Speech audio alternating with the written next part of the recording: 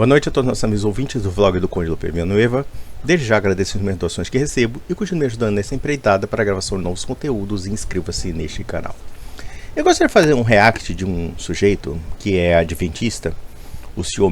Michelson Borges, em que ele responde aquele pastor chamado André Valadão, que chamou a igreja adventista de seita. Eu acompanhei por acidente alguns vídeos desse Michelson, e nós percebemos que ele é aquele adventista fanático, radical, que tem um ódio espumando pela boca contra a igreja católica. Eu gostaria de fazer aqui uns comentários sobre um react que ele fez nessa resposta que ele deu ao pastor. E aqui nós podemos fazer uma anatomia do segmento ou dessa seita chamada adventista.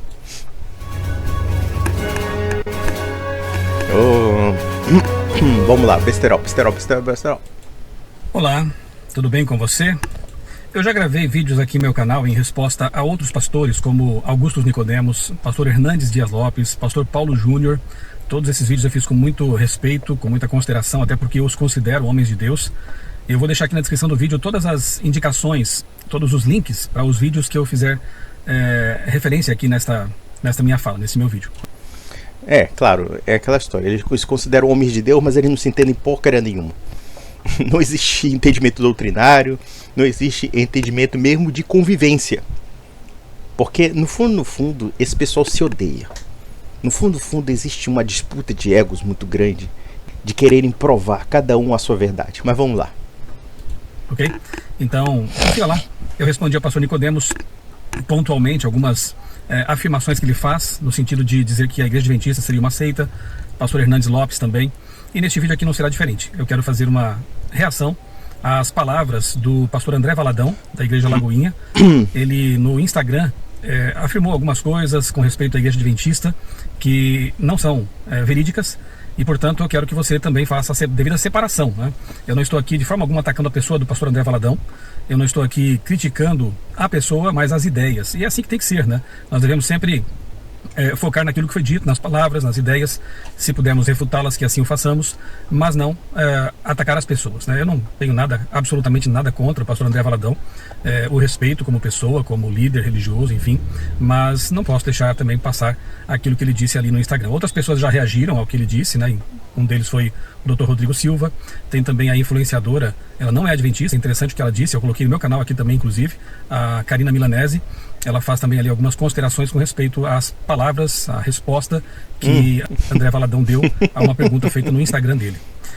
Geralmente os adventistas são tidos, né, são chamados de seita, a igreja adventista é chamada de seita, não por aquilo que ela crê em comum com as demais igrejas evangélicas, mas pelo que faz a mais, pelo que tem a mais. Veja só, nós adventistas cremos na salvação pela graça, né, na suficiência do sacrifício de Cristo para a salvação dos pecadores.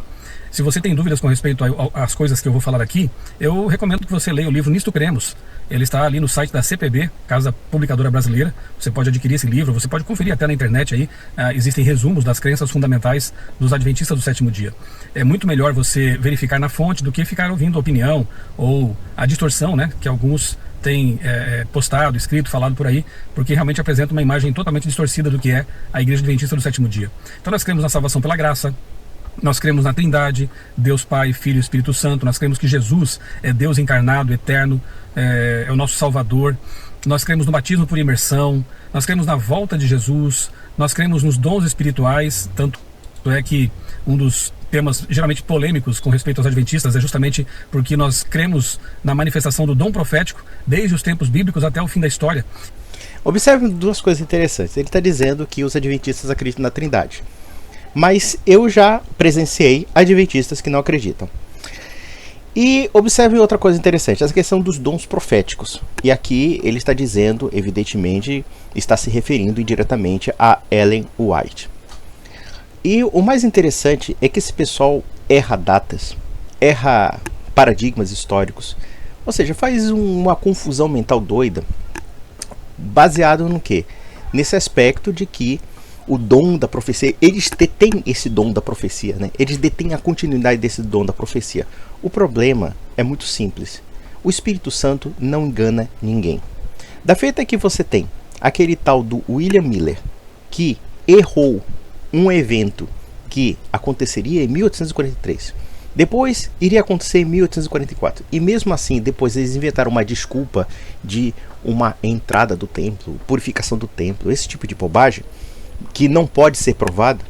Uma coisa é a vinda de Cristo, né? A vinda de Cristo prometida segundo a data desse sujeito que foi, por assim dizer, o primeiro inspirador da seita adventista, afirmando que Jesus Cristo voltaria em 1843. Ah, não, eles erraram uma interpretação, mas agora eles acertaram num ponto, numa argumentação que eles não podem provar. Assim fica fácil, né? Assim fica fácil. E veja que eles brincam de cálculos fajutos da profecia de Daniel e também de Apocalipse, e eles adoram brincar de premonição do fim do mundo. E, no entanto, não aconteceu absolutamente nada, e as premonições adventistas mostraram ser fraudulentas. Basicamente isso. Da feita que um sujeito que foi inspirador da seita adventista, e sendo inspirador, ele erra um elemento profético, ele erra uma revelação profética, então não tem por que eu ter confiança nesse segmento. Eu não tenho por que ter confiança nesses sujeitos. Aí inventaram essa história do grande desapontamento. A dona Ellen White também, que é cheia de pataquada, cheia de mentira, cheia de vigarice. Não percam tempo, né? É bom responder apenas a título educativo, a título de esclarecimento do que é uma verdadeira ortodoxia, e não essa falsa heterodoxia. Vamos lá. E nós cremos que Ellen White foi uma serva de Deus usada e que recebeu de Deus o dom profético. Recebeu o dom profético. Então, a Bíblia tem que ser analisada segundo o dom profético dessa Ellen White, porque se essa Ellen White tem um dom da revelação, então ela está sendo acrescida à própria Sagrada Escritura. Observe uma coisa interessante. É isso que ele está falando na prática. Não é a Sagrada Escritura pela Sagrada Escritura. Porque, na verdade, nenhum protestante fala da Sagrada Escritura pela Sagrada Escritura. Eles falam da Sagrada Escritura pela sua ótica. E que pode ser a ótica de qualquer segmento que acredita em certos pontos ali, ainda que contraditórios aos pontos de outros. Esse sujeito acredita na Bíblia segundo Ellen White e segundo os fundadores da Igreja Adventista. Isso seria muito mais sincero. Porque nós, católicos, acreditamos na Bíblia segundo a nossa tradição, segundo o nosso magistério. E observem que eles adoram atacar essa questão da tradição do magistério, mas eles mesmos reivindicam uma tradição e reivindicam também o magistério. Um luterano, ele reivindica o magistério. Quando se fala do Livro da Concórdia, fala das Confissões de Augsburg e assim sucessivamente, quando se fala de Melanchthon e do próprio Lutero, ali nós temos Lutero, Melanchthon e muitos outros autores luteranos trabalhando como magister, ou seja, como alguém que ensina a verdadeira forma de interpretar a Sagrada Escritura, e não somente a Sagrada Escritura, mas a própria doutrina cristã. Da mesma forma, quando alguém lê o Sínodo de Dort ou a Confissão de Westminster, nós temos o quê? Um aspecto magisterial dali de como você tem que acreditar na Escritura. Com certeza diferente dos luteranos, mas é um ponto de vista. E também acaba se criando uma tradição em torno também desse magistério. Então veja que o problema do protestantismo, na verdade, não é uma tradição que é inventada por homens, e nem mesmo um magistério também que é inventado por homens, mas sim o fato de que eles recusam o magistério católico e recusam a tradição católica, ou pelo menos alguns pontos da tradição, porque pelo menos os luteranos e calvinistas aceitam alguns concílios da igreja e negam outros conforme a seu bel prazer. Basicamente isso. Vamos lá. Enfim, nós compartilhamos com os protestantes a maioria das crenças fundamentais que caracterizam um cristão. Esse que é o grande problema. O que é uma crença fundamental dentro do protestantismo? Porque partindo do pressuposto de que existem inúmeras dissidências em praticamente todos os pontos do que nós convergirmos ser fé cristã, então, veja, não existe uma meia fé cristã. A fé cristã tem que ser vista de uma forma integral. Ou existe uma doutrina perfeita da fé cristã, ou não existe essa doutrina perfeita. Ou apenas você reconsidera alguns pontos perfeitos e outros pontos imperfeitos. Esse que é o problema do protestantismo.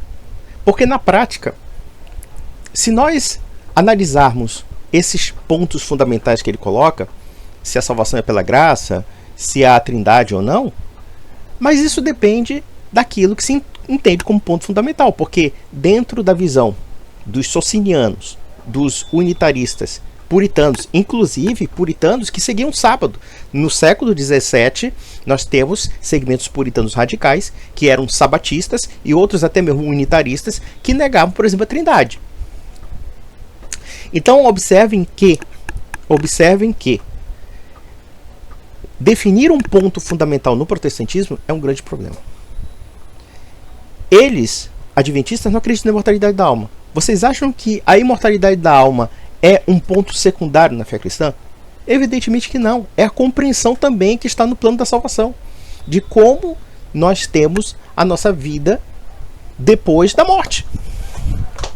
E isso não pode ser ignorado, justamente porque dentro de alguns segmentos protestantes se acredita em imortalidade da alma, e a negação da imortalidade da alma implica um puro materialismo dentro da figura do ser, não é? E assim sucessivamente. E mesmo a questão do sabatismo. O sabatismo também é complicado, porque na prática o adventista tem uma visão completamente estapafúrdia da lei judaica. Eles não sabem muito bem o que é uma lei judaica. Porque quando nós falamos da Torá, nós estamos falando da Torá, é um segmento da unidade da lei ali. Nós temos 5 primeiros livros da Bíblia, que os judeus chamam de Torá, e que eles têm inúmeros mandamentos ali, e que na verdade não existe uma prioridade de melhores ou piores mandamentos. Tudo bem, você pode pegar, por exemplo, os 10 mandamentos, que são elementos, por assim dizer, principais. Mas para o judeu, todos os mandamentos são importantes. Mesmo aqueles que não podem ser cumpridos. Porque, por exemplo, existem mandamentos que estão alinhados aos rituais do templo. Mas só que o templo já não existe mais. A questão das castas, né? As castas sacerdotais do judaísmo antigo, e eles não existem mais. Mas mesmo assim, esses elementos são preservados no judaísmo. Então não existe um meio mandamento, não existe um mandamento que você siga e outros que você abandona. Não, eles têm uma unidade e uma totalidade dentro do judaísmo. E esse pessoal quer ser judaizante e na prática ele é só meio judaizante, por assim dizer.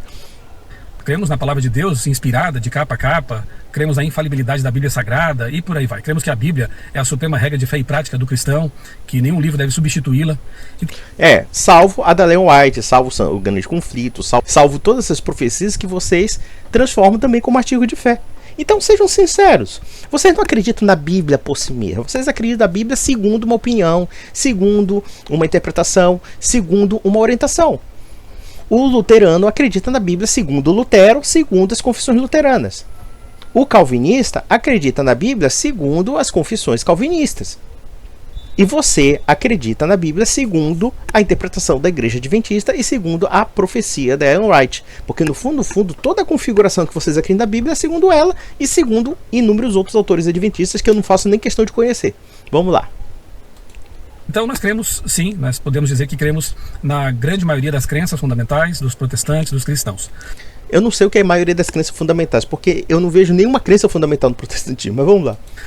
Geralmente somos, como eu disse e repito aqui, julgados como seita porque praticamos algumas coisas a mais. Por exemplo, nós guardamos o sábado e não o domingo. E os próprios católicos, eu tenho em casa um catecismo antigo, e há outros livros históricos de apologética católica que afirmam isso, né? Que o domingo ele foi trazido para o cristianismo pela Igreja Católica. Foi pela autoridade que eles creem que tem, né? O Papa, o Papado, enfim, que o domingo passou a ser observado entre os católicos. Meu filho, o que não é a autoridade da Igreja Católica no cristianismo? O que não é?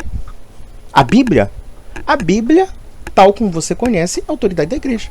Ou você vai lá na sinagoga pedir ajuda aos universitários judeus sobre o cânon do Novo Testamento. Quem foi que guardou o cânon do Novo Testamento do século I até hoje? Foi a Igreja Católica. Foi a Igreja Católica. Então eu pergunto, o que não é da Igreja Católica? O que não é no cristianismo algo sob a autoridade da Igreja Católica? Da mesma forma que a Sagrada Escritura é um objeto de autoridade da Igreja, porque veja, esse pessoal quer apelar ao judaísmo. Pelo menos o judaísmo no sentido moderno da palavra. Ou no sentido em que os fariseus entendiam que depois a tradição do Talmud, da Mishnah e outros, da Torá oral, enfim, todo esse pessoal aí que não aceitou Jesus Cristo como Salvador. Mas se vocês observarem bem, esse judaísmo que eles querem alegar é um judaísmo que rejeitou o cristianismo e que não serve de base para o cristianismo. E existe um outro aspecto também que é complicado. Esse pessoal não entende o fato de que a Igreja Católica ela nasce judaica. Eles partem da pressuposição de que a Igreja Católica não é judia. Ora, se alguém acredita nisso, então vai ter que afirmar necessariamente que a Sagrada Escritura do Novo Testamento não é judia. Então esse pessoal criou uma visão paralelista da realidade, do ponto de vista histórico, como se a igreja não surgisse do mundo judaico e como se a igreja não representasse o mundo judaico, quando na verdade o judaísmo não pode ser visto somente pelo judaísmo moderno ou pelo que se convencionou chamar o ramo majoritário do judaísmo, que segue o Talmud, que segue os livros dos rabinos, fariseus, etc. E nem o judaísmo tem essa unidade que eles propõem ter. Só a Igreja Católica realmente reivindica uma unidade. Só a Igreja Católica. E quando eu falo Igreja Católica, eu coloco a Igreja de Roma e as outras demais igrejas particulares, que são, se não me engano, 23, somando com a Igreja de Roma, são 24 igrejas particulares. Nem mesmo a Igreja Ortodoxa reivindica essa unidade. Por quê? Porque a Igreja Ortodoxa tem uma configuração autocéfala, ou seja, cada patriarca é igual com outros patriarcas e eles são conciliaristas. Mas naquilo que eles não se entendem em concílio, não tem unidade. Esse que é o grande problema da ortodoxia, dentre outros, né, diga-se passagem, porque os ortodoxos eles têm aspectos nacionalistas extremados e isso dificulta a ideia de uma igreja universal. Não estou dizendo que os nossos amigos ortodoxos não sejam necessariamente cristãos da sucessão apostólica. Sim, eles têm a mesma sucessão que a nossa, mas eles têm problemas internos se comparados com a Igreja Católica Roma, e não somente Roma, porque a Igreja Católica não é somente a Igreja Latina, é a Igreja Latina e outras demais igrejas que estão em comunhão com a Igreja de Roma. Basicamente isso. Vamos lá. Nós, adventistas, nunca aceitamos esse tipo de coisa, né? Nós vamos pelo que está na Bíblia. Não, pelo que está na Bíblia? Pelo que está na Bíblia? Eu não sabia que guardar todos os mandamentos judaicos fosse uma obrigação do cristão, mas tudo bem, vamos lá. E a Bíblia, de capa a capa, de Gênesis a Apocalipse, traz a guarda do sábado. Não, não traz. Onde é que está escrito que traz a guarda do sábado? Não existe nenhuma regra do cristão para guardar o sábado. Muito pelo contrário, existem várias referências ao domingo. Eu poderia inclusive citar aqui Atos, capítulo 20, versículo 7. E no primeiro dia da semana, ajuntando-se os discípulos para partir o pão, Paulo, que havia de partir no dia seguinte, falava com eles e prolongou a prática até meia-noite. Veja que aqui nós temos uma representação da Santa Missa, da Eucaristia, ou seja, a distribuição do pão, claro que também se fazia a distribuição do vinho, porque se está se reproduzindo o que Cristo fez na noite, né, em que ele seria preso, tá? Ele está reproduzindo aquela máxima em que ele vai encarnar no pão e no vinho, que ele vai se fazer presente, se vai fazer real no pão e no vinho. Este é meu corpo, este é meu sangue, né? Que será dado por vós para, né, remissão dos pecados, fazer isso em memória de mim, enfim. Aquilo que nós vimos na Santa Missa. Nós temos também outras referências ao domingo. Por exemplo, no primeiro dia da semana, cada um de vós ponha de parte o que puder ajuntar conforme a sua prosperidade, para que não se faça as coletas quando eu chegar. Onde é que se enquadra esse primeiro dia da semana na Igreja Adventista? Não se enquadra. Eles colocam, por exemplo, essas citações como se fosse uma coisa puramente desconexa, como se fosse assim, perdida no tempo. Não, mas espera lá. Nós temos que entender por que a Igreja mudou o sábado para domingo. Primeiro que nós temos que entender que a Igreja ela não é uma instituiçãozinha criada por qualquer ser humano registrado em cartório e com CNPJ. Não, isso não é a igreja. A igreja é o corpo místico de Cristo. É a coluna e fundamento da verdade. E nós temos que lembrar que os primeiros cristãos comemoravam o domingo justamente porque Jesus Cristo ressuscitou no terceiro dia. E esse terceiro dia foi depois do sábado, ou seja, o domingo. E daí nós chamamos dia do Senhor, dia da ressurreição. Não foi uma data pagã, a não ser que você ache que a ressurreição de Cristo seja uma coisa ignorada por nós, seja uma coisa simplesmente abandonada. E não é. Os primeiros cristãos tinham perfeita consciência de que no primeiro dia da semana Jesus Cristo ressuscita, como também no primeiro dia da semana eles reúnem para distribuir o pão e o vinho e comungar entre si, Tá? Como também no primeiro dia da semana você tem a coleta, ou seja, você tem várias atividades no primeiro dia da semana. Onde é que está o sábado nisso? Nós temos também aqui, nós podemos citar, por exemplo, Colossenses. Olha só como o sábado é muito importante para o cristão. Isso que está falando é Paulo. Portanto, ninguém vos julgue pelo comer. O que é o comer? É o tipo de prática alimentar judaica. Pelo comer, ou pelo beber, ou por causa de dias de festas, ou de lua nova, ou de sábados. Ou seja, dias de festa que são as festas judaicas. Ou de lua nova, nós falamos de calendário, né? No caso, o calendário lunar judaico. Ou dos sábados, que são sombras das coisas futuras, mas o corpo é de Cristo. Vocês acham que quem escreveu essa carta está preocupado com o sábado, com o mandamento, como ele está colocando? É evidente que, como ele cita Apocalipse, ele está falando de quê? Que no dia do Senhor, João teve uma revelação. Mas esse dia do Senhor foi o domingo. Porque dia do Senhor, Jesus Cristo. Kyriake remerago. Mas esse Kyriake, que vem de Kyrie, está ligado a Senhor Jesus Cristo. Não está ligado ao sábado. Mas o adventista, ele precisa adulterar a história para acreditar no sabatismo. Você tem pelo menos 3 citações bíblicas falando do domingo. E isso sem prejuízo de que, no primeiro dia da semana, Jesus Cristo ressuscita. Vamos lá besteira. Vamos lá, besteirol. Eu até desafio aqui os nossos amigos que não concordam com isso a apresentarem um único texto que afirme que o sábado foi mudado para o domingo para ser um dia de guarda, um dia de repouso. Veja uma coisa, resta o senhor também me mostrar onde no Novo Testamento, principalmente de Atos dos Apóstolos até Apocalipse, que nós tenhamos obrigação de guardar o sábado. Porque veja, esse tipo de argumentação capciosa, por exemplo, dele, de achar, olha, se não está explícito na Bíblia, não é válido. Primeiro, nós católicos acreditamos que a história da igreja não foi contada apenas pela Bíblia, mas também por uma tradição oral. Tá? Porque nós temos que entender que a igreja é um organismo vivo. Ela é uma instituição viva que existe até hoje. Se na prática dos primeiros cristãos havia a guarda do domingo, então nós não devemos acreditar somente no fato de que não está na Bíblia, isso não existiu. Claro que existiu, porque era uma prática. Muito mais do que algo que está escrito, era uma prática. E nós temos pelo menos 2 ou 3 citações da Bíblia, e deve ter muito mais ainda aqui, porque eu não fiz uma pesquisa mais aprofundada, foi o que eu me lembrei, tá? De importância do primeiro dia da semana. A Bíblia não é esse livro que ele está citando como se ele fosse um judeu prescrevendo regras de conduta. Na verdade, nós temos que entender que o Novo Testamento foi escrito como explicando uma sucessão de acontecimentos que acompanham junto uma comunidade também que tem o seu imaginário, que também tem os seus valores, que tem suas formas comunitárias de vida, tá? E que essa igreja é viva. Então nós temos que entender uma coisa. Eu pergunto para esse cidadão, me cita um documento do século I em que as pessoas guardam o sábado. No caso, os primeiros cristãos. Não existe esse documento. E veja que quando a Didaqué fala dia do Senhor, tá? Dia do Senhor, se não me falha a memória, ele cita praticamente, se não me falha a memória, posso estar errado aqui, tá? Alguém me corrija se eu estou errado. Praticamente a mesma descrição que nós encontramos no Apocalipse, no dia do Senhor. É um texto escrito em grego, tá?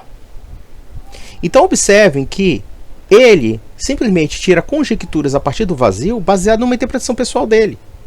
Mas vamos lá, besteirol. O sábado está na criação, lá em Gênesis 2 você vê isso.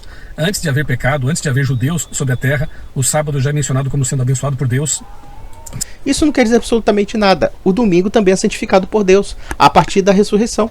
Veja que a ressurreição existe uma renovação do ser humano, ou seja, um projeto de salvação. É como se fosse uma nova criação. O entendimento dos primeiros cristãos era assim. Por que nós comemos o domingo? Porque ali nascemos de novo. Porque ali nós tivemos uma nova criação. Nós éramos o quê? Perdidos. Nós só tínhamos a esperança da salvação. E a salvação se encarnou o quê? No nascimento, na morte e na ressurreição de Jesus Cristo. Basicamente isso. Quando esse pessoal invalida o domingo, na verdade está invalidando indiretamente a ressurreição. Porque no fundo, esse pessoal é louco para ser judeu. É louco para pegar, desculpa a expressão chula, o pênis e cortar o pênis no 8º dia. É isso que vocês estão querendo, tá? E observem que as menções de Jesus sobre o sábado não são menções de mandamentos. Não existe nenhum mandamento. Perguntas para Jesus: qual é o mandamento melhor? Amar a Deus sobre todas as coisas e o próximo como a ti mesmo. Cadê o mandamento do sábado? Não existe nenhuma referência do mandamento do sábado. Jesus Cristo, inclusive, é o Senhor do sábado. E sendo o Senhor do sábado, ele pode também modificar o sábado. Como de fato os cristãos se inspiraram justamente no fato de Jesus Cristo ter ressuscitado no domingo. E a partir do domingo se decreta uma nova era para a humanidade, que é a igreja. Que o povo de Deus já não é mais o povo judeu apenas, mas o povo da igreja. Ou seja, o mundo inteiro em torno da igreja. Vamos lá. Santificado, tendo o próprio Deus pausado, descansado nesse dia, né? Dando-nos o exemplo. Como também Deus ressuscitado também no primeiro dia, mas enfim. O sábado aparece também na lei de Deus, na santa lei de Deus, lá em Êxodo capítulo 20. Sim, como a circuncisão também aparece, como muitas outras práticas aparecem. E daí? A Torá também é cheia de prescrições que são divinas. Ninguém vai negar que aquilo é divino. Isso não quer dizer absolutamente nada. Vamos lá. De 8 a 11 especificamente, é um dos 10 mandamentos. Por que só um mandamento foi alterado e os demais permanecem? Os demais vigoram. Aí alguns evangélicos dizem: mas é que o sábado não aparece no Novo Testamento, ele não é repetido ali. Ora, Jesus guardou o sábado, é dito isto. Paulo guardou o sábado, os discípulos guardavam o sábado, mas... Não, pera lá.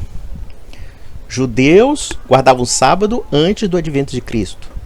Mas ao que parece, você se esquece de que propriamente Paulo repreendeu Pedro pelo fato de discriminar os pagãos que não seguiam essas regras.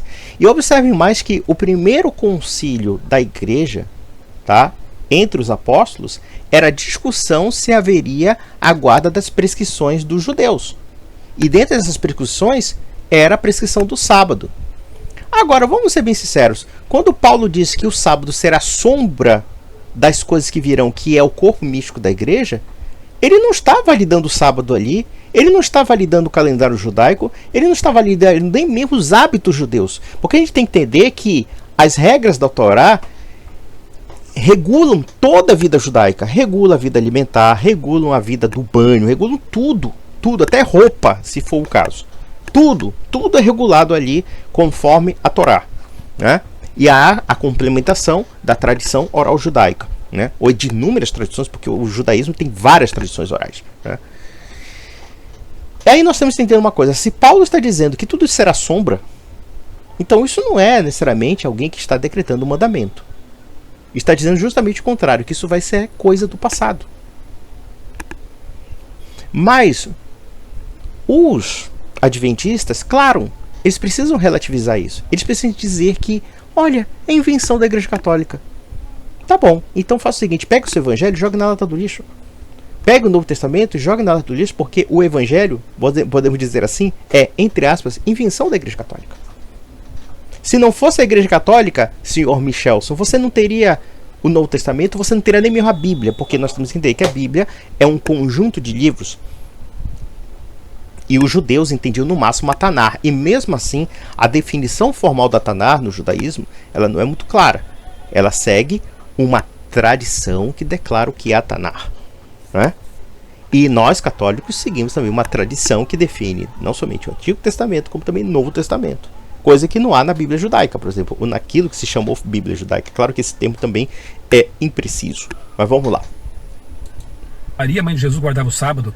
Jesus faz uma profecia em Mateus 24, dizendo que os discípulos deveriam pedir que a fuga deles, e se referindo à destruição de Jerusalém no ano 70, ou seja, 40 anos após a morte e ressurreição de Jesus, deveriam pedir a Deus que a fuga deles não fosse no sábado, nem no inverno, porque eles estariam ainda guardando o sábado. Então o sábado está presente no Novo Testamento em muitos momentos. Não, aí que está o problema. Não está. Eu não sei que tipo de interpretação você tirou aí da profecia da queda do templo. Mas tudo bem.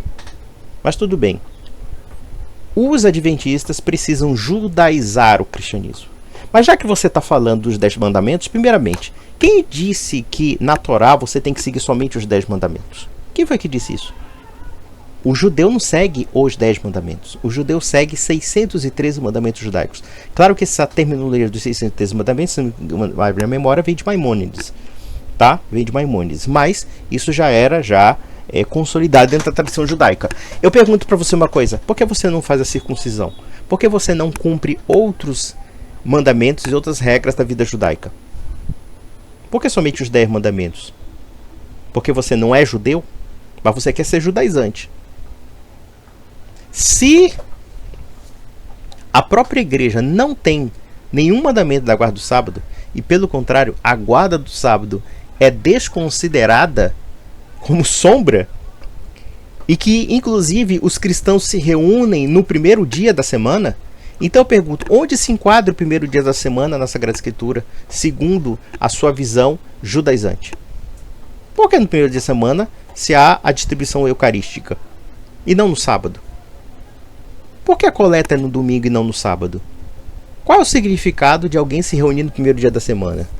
E olha que em Atos dos Apóstolos, a consideração que podemos ver na reunião do sábado é para judeus cristãos pregarem para os judeus, porque a sinagoga era um espaço de estudo da Sagrada Escritura, pelo menos do Antigo Testamento.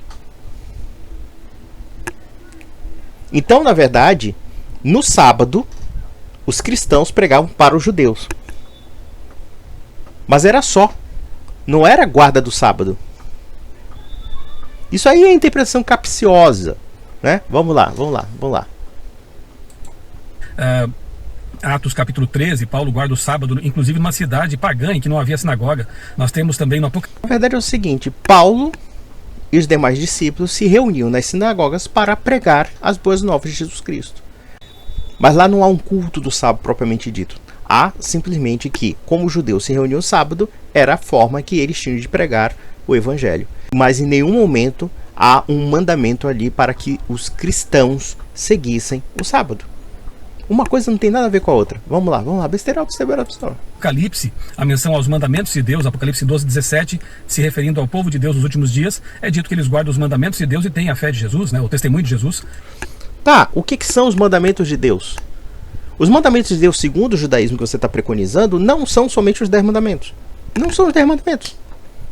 São 613 mandamentos, são os mandamentos da Torá. E quando se fala os mandamentos de Deus, são os mandamentos de Deus não segundo a Torá, mas segundo a igreja. É isso que nós temos que entender. Esse cara não entende uma coisa muito básica.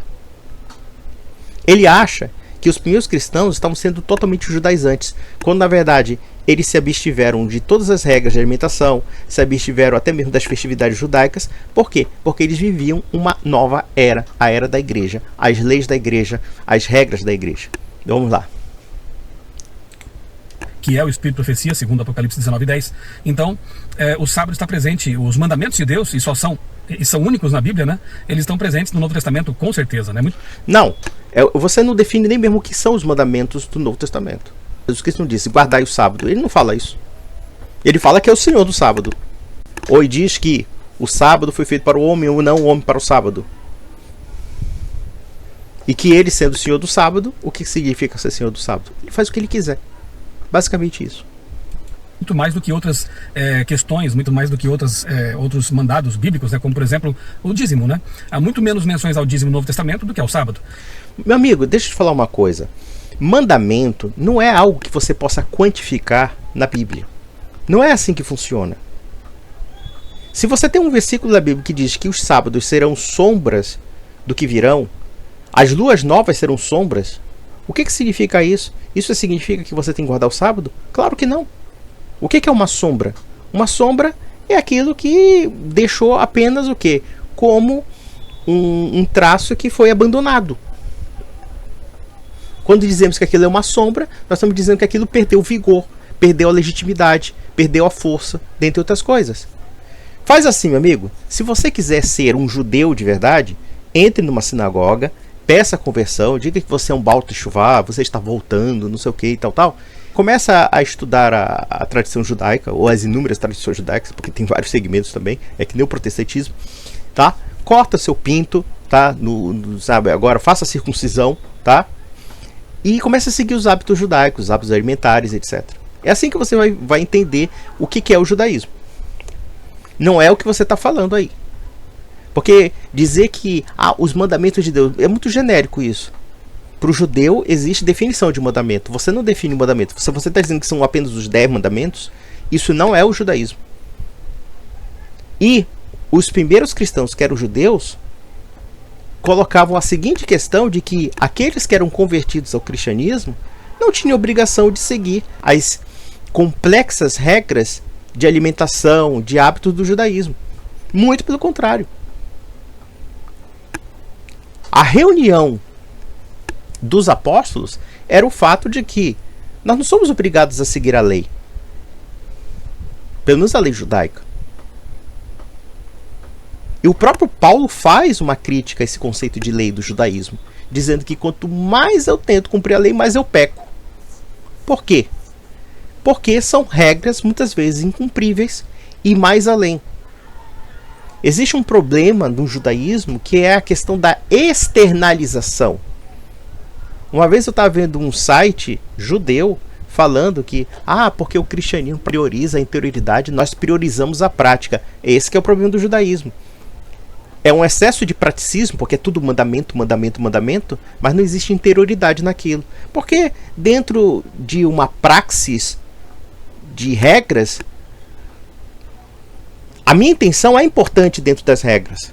Se ela não for importante, eu posso fazer, inclusive, regras para o mal, mesmo fazendo bem. Uma pessoa que dá uma cesta básica, aparentemente é boa. Agora, se eu tenho uma intenção má com relação àquela cesta básica, sei lá, tirar um dividendo daquela pessoa, tirar algum tipo de interesse em torno daquilo que eu estou ganhando, então aquilo não é suficientemente bom. Um coronel nordestino que compra voto, dando cesta básica, ninguém vai negar que ele está matando a fome de muita gente. Mas ao preço de quê? É a questão da intencionalidade. Vamos lá. E, no entanto, essas igrejas evangélicas dão tremenda importância ao dízimo, não estão erradas nisso, mas minimizam a questão do sábado, né? Que tem muito mais presença na Bíblia, no Novo Testamento, inclusive antecede o princípio do dízimo, porque está lá em Gênesis, o sábado. Não tem problema, como também no Gênesis nós encontramos circuncisão, no Gênesis nós encontramos inúmeras outras coisas, regras do judaísmo. Isso não quer dizer absolutamente nada que você está falando. Não quer dizer absolutamente nada. Você transforma um critério de mandamento em termos quantitativos e não em termos qualitativos. Eu pergunto, é uma coisa muito simples. No Novo Testamento, a prática judaica estava sendo literalmente abandonada. Nós temos em Atos dos Apóstolos praticamente abandono. Aliás, essa tentativa de judaizar o cristianismo, que é uma moda entre os evangélicos, é uma tentativa de inventar uma tradição que não existe. Uma vez eu estava vendo um sujeito evangélico falando de hábitos alimentares judaicos, querendo vender isso, até receita disso, tá? E aí dizendo que os judeus, né, praticam isso, que os primeiros cristãos judeus também praticavam isso, blá blá blá e tal. Mas em Atos dos Apóstolos, pelo menos no capítulo 10º, Deus diz para que Pedro coma animais impuros.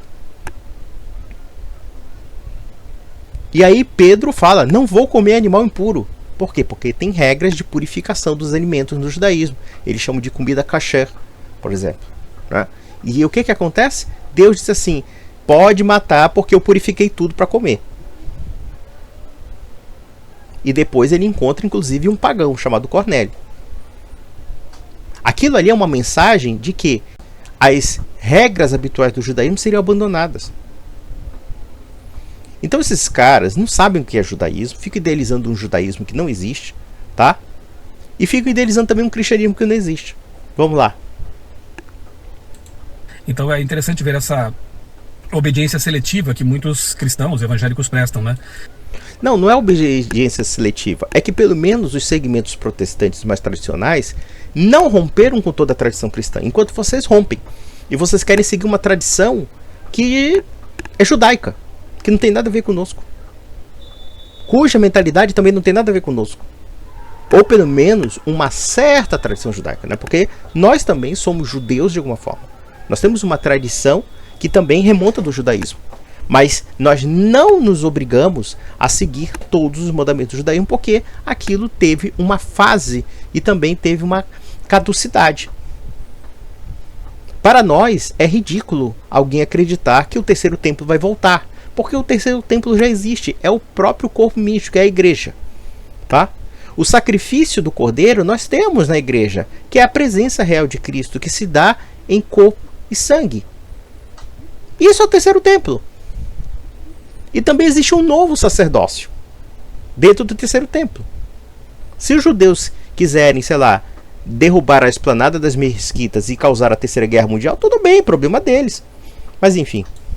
Nós somos julgados também, muitas vezes, porque não cremos no inferno de fogo eterno, né? Segundo os protestantes e evangélicos ensinam, né? Nós cremos que os ímpios serão aniquilados no lago de fogo. O próprio inferno, cuja tradução correta é sepultura, será lançado no lago de fogo, né? E aí dizem que nós somos uma seita porque não cremos e não ensinamos a respeito do fogo eterno, do inferno eterno.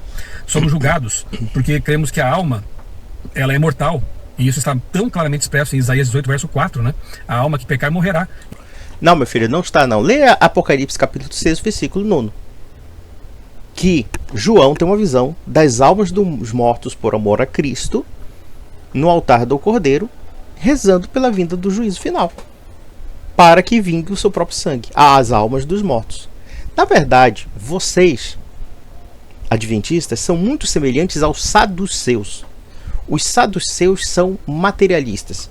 Na verdade, o grupo dos saduceus que depois desapareceu com a queda do templo, inclusive com a guerra dos judeus, enfim, né? Eles, pelo menos segundo se diz, né? Posso estar errado aqui, eles acreditavam tão somente na Torá estrita. Eles não aceitavam suficientemente os livros da Tanar, que são os conjuntos dos outros livros como inspirados. Então, eles acreditavam somente na Torá estrita. Como a Torá estrita não era muito clara com relação à mortalidade da alma, então a mortalidade da alma não existe. A sua visão de uma alma mortal é uma visão materialista. Você está simplesmente atribuindo ao homem a um composto químico, físico, biológico. Ao negar a alma imortal, você não distingue os homens dos animais, não distingue os homens da própria matéria. E nisto vocês podem até ser perigosamente panteístas. Se o homem é um componente estritamente material, então ele é um componente de uma parte de um todo. Ele não tem um componente espiritual que o liga a Deus. Vejam que quando eles brincam com essa história de versículo, de tradução do hebraico, de não sei o que, do grego e tudo mais, é uma manipulação semântica tão safada, tão sem vergonha, porque mesmo o grosso da tradição judaica acredita na mortalidade da alma. E veja que ele citou, por exemplo, fogo do inferno. Ele está falando que é o Sheol. Não, meu filho, você está errado. Sheol não é o fogo do inferno. O inferno citado por Cristo é o Geena. O Sheol, tá? O Sheol, e aqui nós temos várias interpretações do judaísmo. O Sheol era um lugar onde os mortos esperavam, digamos assim, uma bem-aventurança, né? Havia, na verdade, várias, se não me falha a memória, posso estar errado aqui, tá?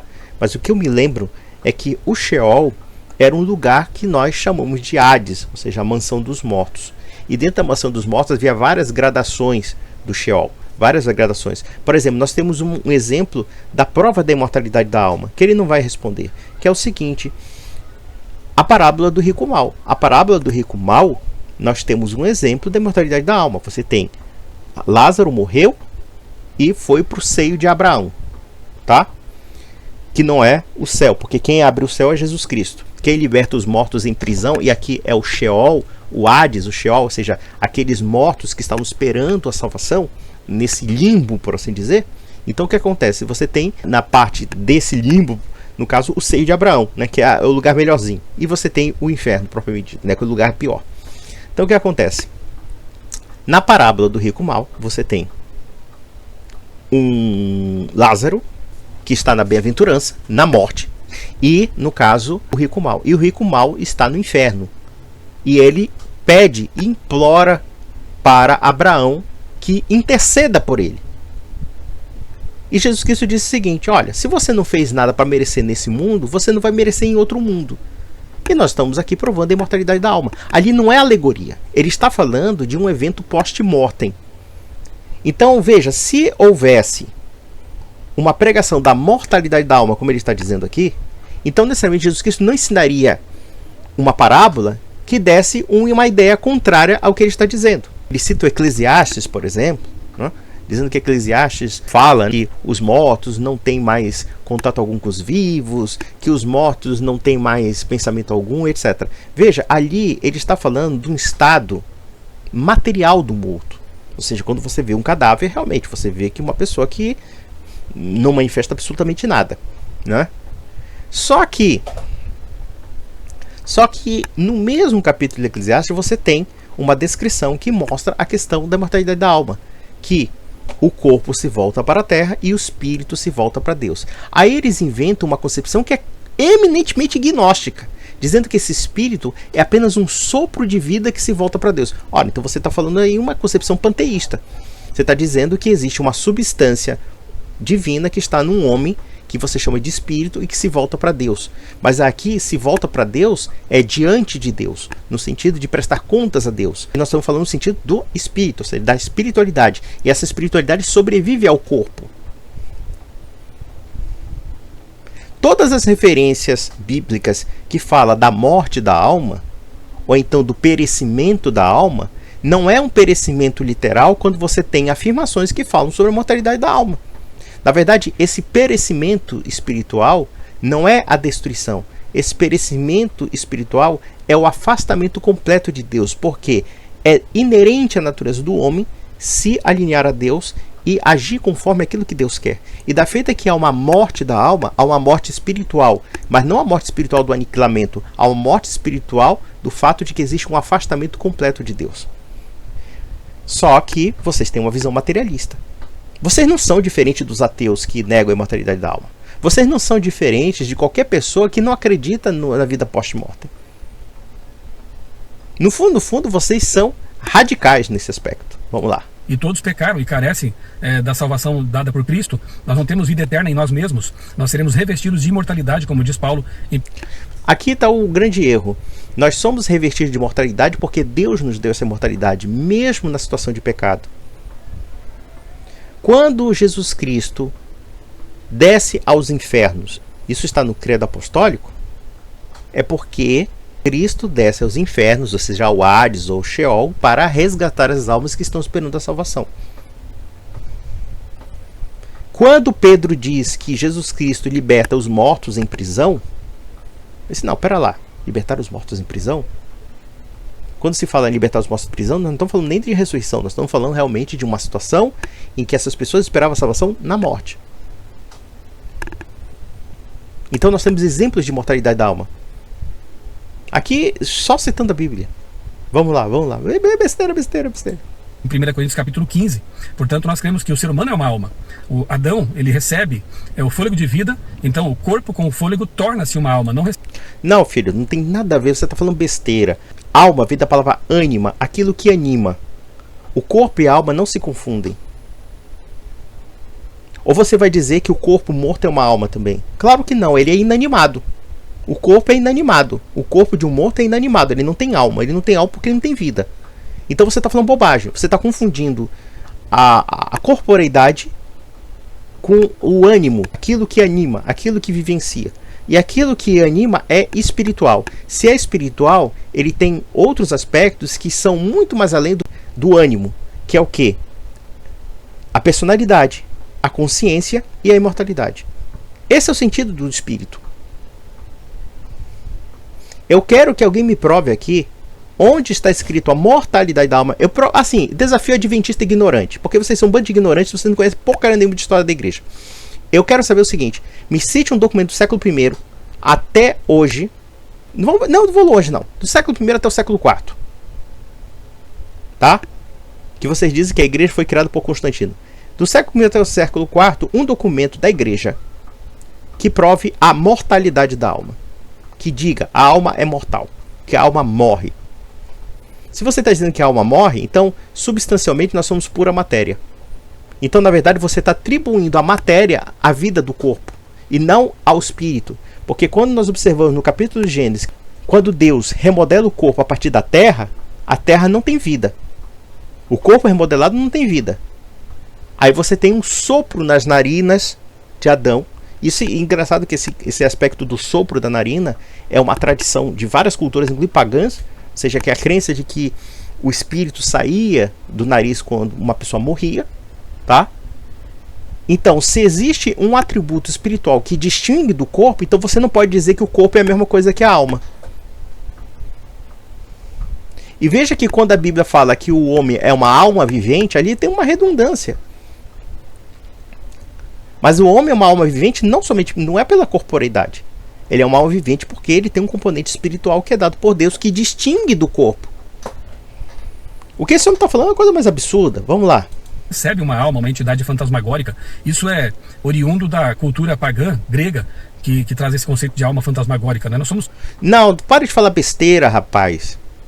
Se nós temos, por exemplo, citações do Novo Testamento que falam sobre a imortalidade da alma, então isso vai por terra. Aliás, se você conhecesse a cultura grega, você saberia que havia filósofos que diziam que a alma é mortal também. Então você está falando uma coisa que não tem nada a ver. Essa coisa de dizer que a imortalidade da alma é uma invenção grega, isso é baboseira total. Então você vai ter que dizer que toda a tradição judaica, mesmo a tradição judaica que hoje existe, que acredita na imortalidade da alma, também é tudo invenção grega. Mas resta você provar isso. Onde é que está essa influência grega? Jesus Cristo, quando fala da parábola do rico mau, ele está pensando de uma forma grega? Quando João, em Apocalipse, fala das almas dos mortos por amor a Cristo, tá? Ele também está inspirando de uma forma grega? Ele está pensando de uma forma helenística? É isso que você está dizendo?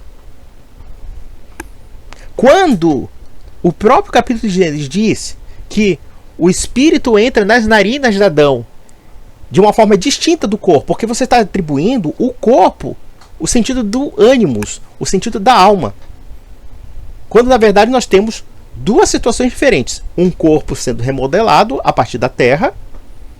E detalhe, essa ideia do corpo remodelado da terra é também, segundo sua lógica, pagã, porque nós temos várias culturas que falam a mesma coisa. De onde é que vem a palavra homem? A palavra homem no latim vem de humus, de terra. E a ideia de que o corpo, que tem aspectos físico-químico-biológicos, aspectos químicos, nós temos substâncias no nosso corpo, 80% do nosso corpo é água, e os outros são inúmeras substâncias químicas, sais minerais e etc. Nós temos substâncias que nós encontramos na Terra. Aliás, essa intuição dos povos antigos é até fantástica. E mesmo assim, o que dá ânimo ao corpo não é o próprio corpo, é o espírito, é o sopro nas narinas do homem.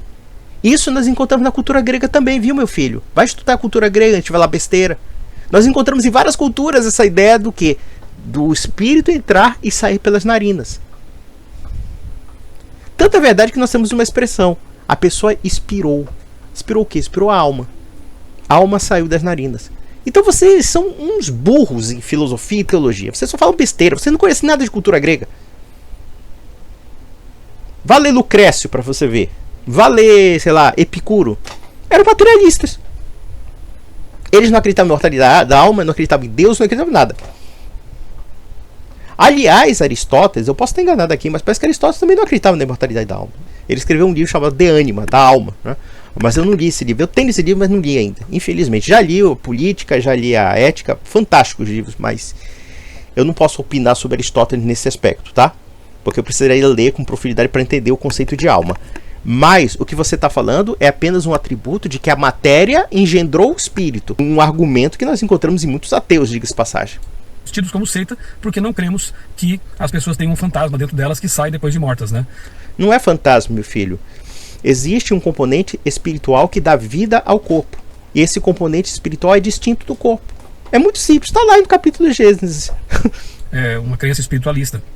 E somos tidos como seita porque aceitamos Ellen White e seus escritos como tendo sido inspirados por Deus. Ou seja, é a Bíblia mais a Ellen White. Muito legal, cara. Sinceramente, uma coisa bem idiota. Mas Paulo já dizia, se alguém vos apresentar outro evangelho que não este nosso Senhor, seja anátema. Vocês são hereges mesmo, da pior espécie. O mais ralé e o mais pedante, diga-se passagem. Eu gosto de pregar sobre 2 Crônicas 34, porque ali nós vemos a reforma que Josias promoveu no reino. A reforma é baseada na Bíblia Sagrada, que foi encontrada no templo, né? Leia lá depois, que capítulo bem interessante. O livro da lei, né? O livro de Moisés é encontrado no templo, e a leitura do livro da lei promove uma reforma espiritual tremenda no reino de Judá. Mas, além disso, o rei pede que seus servos consultem uma profetisa que estava viva na época, Hulda, pedindo orientações. Perfeito, ali nós temos então a interação entre o profeta canônico, Moisés, a Bíblia, portanto, e uma profetisa não canônica, que não escreveu partes da Bíblia. Portanto, você não tem, por exemplo, o segundo livro de Uda, primeira carta de Uda, porque ela não escreveu nada que consta na Bíblia. É interessante. Aí, no caso, a sola escritura é jogada na lata do lixo. É incrível como um protestante faz essa safadeza. Esses segmentos de seita fazem essa tremenda safadeza. E veja que ele diz: nós acreditamos na Bíblia como única regra de fé. Mas a profetisa era White. E agora ele está querendo fazer, evidentemente, um paralelismo com uma profetisa do Antigo Testamento. Mas vamos lá. É uma profetisa não canônica, assim como Noé, assim como Natã, assim como João Batista, que são personagens, né, que são profetas, que foram inspirados por Deus, receberam o dom do Espírito Santo, né, o dom profético, mas não escreveram partes que constam na Bíblia. Portanto, são não canônicos. Nós cremos que Ellen White é uma profetisa nesse sentido. Você tá de sacanagem com a gente, né, cara? Você tá de sacanagem mesmo, né? Quer dizer que é o seguinte: depois de toda a revelação que foi concluída, aí você está dizendo que de repente de uma hora para outra existe o quê? Um apêndice chamado Ellen White, né? A Ellen White vai ter que ser anexada à Bíblia Adventista. Por que vocês não fazem isso? Criem um novo cano bíblico. O cano bíblico de que, sei lá, de Gênesis até o Novo Conflito. Pronto. Isso é uma palhaçada, meu amigo. Você é um palhaço falando uma coisa dessa. Você é um palhaço mesmo. Você mesmo se contradiz. Porque todas aquelas pessoas que acusam vocês de seita, de fato, já têm um dado bastante elucidativo de que vocês são uma seita de verdade. Por quê? Primeiro, vocês acrescentam algo que vai além da escritura. No fundo, quando você afirma que a Ellen White é uma profetisa, entre aspas, equiparada à Sagrada Escritura, então na prática você está acrescentando algo à Sagrada Escritura. Não somente um sentido da interpretação da Sagrada Escritura, como um sentido canônico da Sagrada Escritura. E ao mesmo tempo você diz: não, mas ela não é canônica. Sim, não é canônica dentro do cano oficial bíblico, mas na prática ela é canônica. É isso que você está afirmando. Você está afirmando que a Ellen White tem um peso tal, que toda a visão da Bíblia tem que ser analisada segundo as baboseiras que essa mulher escreveu. Então, na verdade, é a Bíblia segundo Ellen White. É a Bíblia segundo o cânon da Ellen White. Então, da próxima vez, seja honesto. Só isso. Vamos lá. Uma profetisa não canônica, aquilo que ela escreveu, e foi muita coisa, né, muita coisa impressionante, não faz parte da Bíblia, não é tido pelos adventistas como uma segunda Bíblia. Por mais que alguns evangélicos e protestantes tentem emplacar a narrativa de que os adventistas têm Ellen White como uma segunda Bíblia, isso é falso. Não é falso. Você mesmo já declarou, por exemplo, que ela é uma escritora que, embora não canônica, mas ela serve de inspiração para entender os textos da Bíblia. Então, na prática, vocês não oficializam esse cânon porque fica muito clara mais a heresia, né? Então, vocês ficam fingindo que ela não é canônica, mas ela é uma profetisa. E, como tal, ela serve como elemento de revelação equiparado à Escritura. Então, na prática, ela é canônica, sim. Ou então, vocês vão ter que afirmar, como a igreja afirma, que existem textos canônicos, ou seja, o texto da Sagrada Escritura, e existe uma tradição oral. Mas veja que a própria tradição oral que a igreja alardeia não é uma profecia. Não é necessariamente algo de alguém iluminado. Não. É um conjunto de conhecimentos práticos, vivenciados pelos apóstolos, de histórias que acompanham junto à Sagrada Escritura. Na verdade, a oralidade e a Escritura se complementam entre si.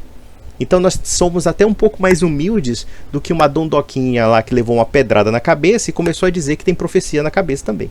Né? Vamos lá. A própria Ellen White escreveu sobre isso e disse que os livros dela não constituem uma segunda Bíblia.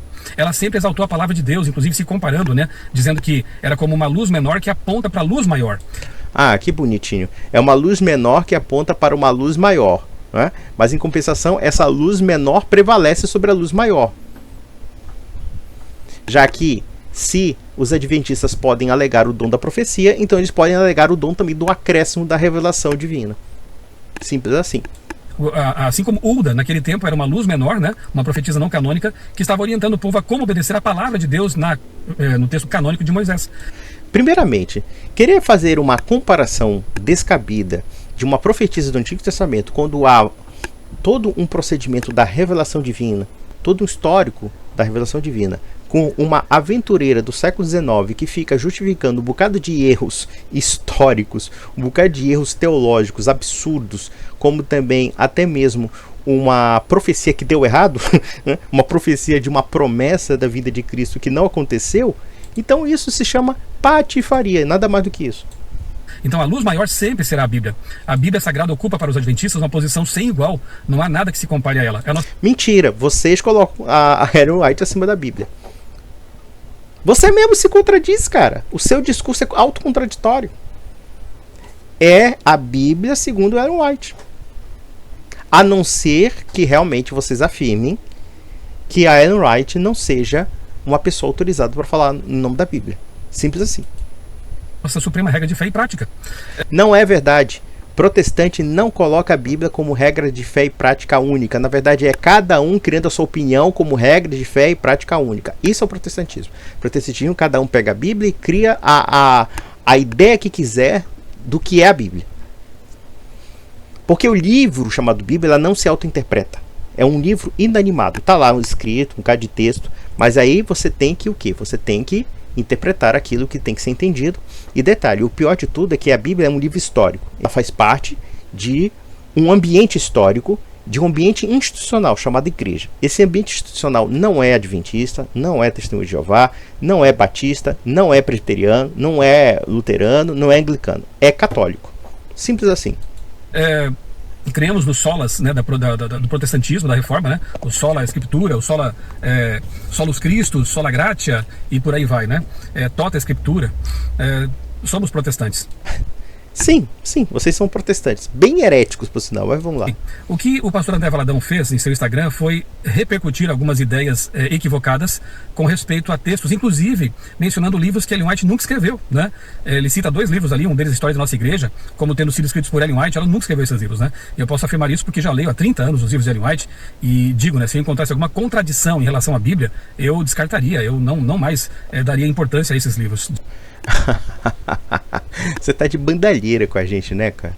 Você tá de bandalheira. Depois de você colocar a Ellen White no pedestal do seu filtro de interpretação bíblica, você vem dizer que ela é a fiel seguidora da Bíblia? Claro, é o que o protestante faz, acreditando que cada indivíduo em particular é um fiel seguidor da Bíblia.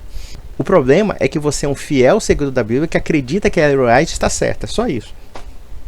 Só que eu lamento dizer, ela não está certa. Vamos lá. De Ellen White é alguém que escreveu sobre medicina, sobre nutrição, sobre psicologia, sobre teologia, lá no século XIX, sem ter uma educação formal. Olha, eu vou dizer uma coisa, puramente dispensável, pura baboseira, puro delírio de uma mulher que tinha problemas emocionais, pelo menos é o que se comenta aí, levou uma pedra na cabeça, ficou meio maluca aí, começou aí a divagar sobre várias coisas, né? Cagando regra para todo mundo e os adventistas aceitando, mas vamos lá. Então, uma autora que surpreende até mesmo acadêmicos, né? Tem livros aí, um deles publicado pela Oxford University, tratando da pessoa e da obra de Ellen White, porque ela surpreende realmente, tendo escrito sobre matérias sobre as quais ela nunca estudou e que no tempo dela realmente não eram o consenso, né? Inclusive na área como medicina. Observe uma coisa interessante. Se você pegar a regra alimentar de adventista, é uma histeria da alimentação. Essa mesma histeria que hoje vivenciamos, né, de gente querendo regulamentar carne, bebida, não sei o que, é o puro puritanismo mesmo, é o puritanismo alimentar. Não é nem mesmo comida cachê, porque pelo menos alguma comida cachê pode ser até gostosa. Nem isso. É pura cagação de regra, né, com manias puritanas, porque no fundo, o adventismo é um filho renovado do puritanismo calvinista. Basicamente isso. E essa tendência judaizante que nós encontramos também no calvinismo, né? Uma sociedade de regrinhas que remodelou muito a alma dos norte-americanos e que, se não fosse talvez uma certa influência católica e judaica, os americanos seriam os povos mais chatos da Terra. Já são muito chatos, imagina, sem catolicismo, sem judaísmo. Judaísmo eu digo assim até brincando, porque uma vez eu vi um humorista querendo criticar o humor no Brasil, elogiando os americanos e falando inclusive da cultura protestante americana. Você vem cá, você tá de sacanagem, né? Dizer que protestante americano é divertido. Você tá de brincadeira. O humor americano é judaico, ele nem protestante é. Tudo bem, você tem um protestante sarcástico ali, brincalhão, mas no geral o humor americano é judeu. Piada é de judeu. Quando não é judeu é de latino. Porque protestante não conta piada. Protestante é um bicho sisudo, taciturno, o ser mais chato da face da terra. É um porre. O puritanismo é um porre. O calvinismo é um porre, tá? Só não é mais porre porque não tem vinho, nem bebida eles tomam. Puta merda, vamos lá. Nossas clínicas, hospitais, escolas são fundamentadas nos escritos dessa autora, né, de Ellen White. Agora deu até medo, viu? Deu até medo, viu? Fiquei com medo do Hospital Adventista, mas tudo bem. Então nós cremos sim que ela foi usada por Deus, cremos que ela tem credenciais, né, proféticas. Claro, tá quase equiparada à Bíblia. Só tá faltando mesmo colocar no cânon. Mas vamos lá. Curiosamente, somos criticados por isso enquanto evangélicos. Eu vou dar aqui um exemplo, né? Não quero entrar na questão política, nada disso, mas nas eleições aí passadas, muitos e muitos evangélicos fizeram suas profetadas, como dizem alguns, né? Anunciando que o candidato concorrente ao presidente atual seria eleito. Declararam que ele seria eleito pelo poder de Deus e transformaram quase no Messias. E não aconteceu. E agora? O que fazer com esses pastores que profetaram essas coisas? O que fazer com esses falsos profetas? Bom, e o que nós podemos dizer do William Miller lá, que profetizou a volta de Cristo e fracassou? E que essa mulher da pedrada na cabeça falou que era o grande desapontamento. Ah, vá tomar banho, cara. Vocês estão de sacanagem com a gente, né? Eles passam a ser descartados como falsos ou continuam por aí pregando, ensinando, gravando seus vídeos? Pois é. Olha, veja que segmento protestante, eles mesmos se dividem entre si, porque nem mesmo nos adventistas há unidade, tá? Mesmo nesses segmentos existem subdivisões que eles não se entendem, eles se batem entre si. Quantas profecias de merda eles devem ter produzido e não deu em nada? Evidentemente que eu não vou perder tempo com Ellen White. Eu tenho 3.000 livros em casa. Eu tenho livro de história medieval. Eu tenho livro de teologia católica, evidentemente. Tudo bem, eu dou espaço para a teologia protestante, mas a teologia tradicional, tá? Calvino, Lutero, Armínio, vá lá. A gente pode até discutir com esses caras, tá? Ou então, sei lá, livros de história de Portugal, história da Espanha, história da França, história da Rússia, da Inglaterra, enfim, história da vida privada, livros de filosofia política, livros de sociologia. Então veja, é muita coisa para ler. Acredito que talvez não leia em toda a minha vida isso, tá? Embora, graças a Deus, está disponível para mim. Mas eu não perderia tempo lendo as profecias fajutas da Ellen White ou de qualquer autor adventista. Tá? Não perderia menor tempo isso aí. Isso aí, olha, é perda de tempo. Um cara que passou 30 anos lendo essa merda aí realmente tem uma cabecinha muito pequena. E isso porque o único livro que eu tive contato da Ellen White, que foi O Grande Conflito, é um livro horroroso, é um livro cheio de erros históricos, é um livro cheio de estereotipações maldosas contra a Igreja Católica. E realmente, todos esses engravatadozinhos aí, engomadinhos adventistas, no meu entender, quando eles não são muito estúpidos e tapados, eles são hipócritas, né? Então ficam nesses joguinhos, sabe, nessa retóricazinha, mas no fundo é a Bíblia segundo Ellen White, né? É a profetisa deles. Ou então aquele picareta do William Miller lá que diz que fez aqueles cálculos fajutos da profecia de Daniel e começou a fazer elucubrações sobre a volta de Cristo. Isso sem prejuízo, evidentemente. Uma vez eu estava vendo umas profecias idiotas aí do Centro Ellen White falando que a ascensão do papado foi em 538 e que a queda do papado foi em 1798 com Napoleão Bonaparte. Cara, eu achei tanta graça, mas tanta graça, que, por exemplo, se você pegar essa data aí, 538, essa data na história do cristianismo, mesmo na história do papado, é uma data completamente significante. Porque até o século VIII e até mesmo o século IX, o papado não tinha esse poder todo que eles estão falando. Talvez o auge do papado acho que foi de Inocêncio III, isso já no século XIII, tá? Podemos dizer que eu vi o auge do Papa, mas com certeza não foi no século VI depois de Cristo. No século VI depois de Cristo, o Papa brigava com o imperador de Constantinopla e o imperador de Constantinopla intervinha nas indicações papais, enfim. Você tem uma porrada de papas gregos ali, enfim, era uma briga tremenda, uma briga de jurisdição horrorosa e quase sempre Roma estava pegando porrada.